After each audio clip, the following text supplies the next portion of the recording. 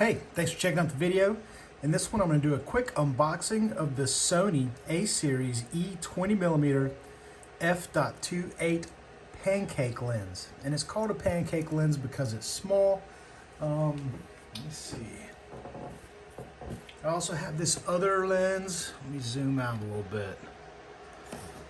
Let me show you the difference between the two. The FE 24 to 70mm f4. This dude is huge compared to this smaller lens. Now I use the Sony A7R3 and I use it for videography and photography, mostly in outdoor settings, but recently I've been shooting more indoor settings as well as product type images, right? For like product catalogs, going into Photoshop, post-editing and removing the background, that sort of thing.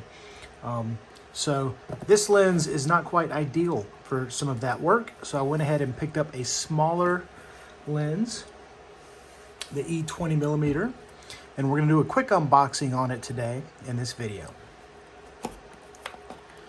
So I picked this up through Amazon and it arrived at my door within 2 or 3 days of ordering it. Looks like owner's manual, warranty information, and operation stuff, limited warranty. That's good.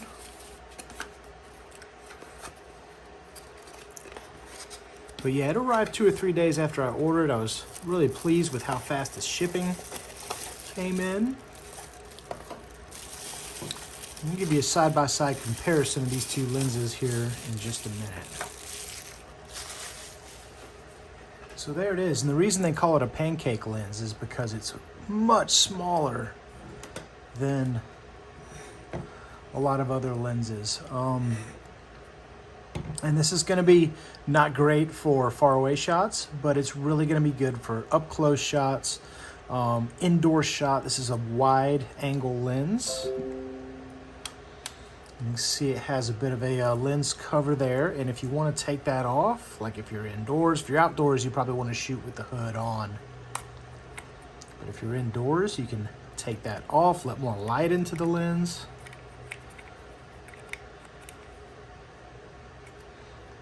It's definitely metal construction. It's got a little bit of weight to it, not as much as this guy. This is really heavy in comparison.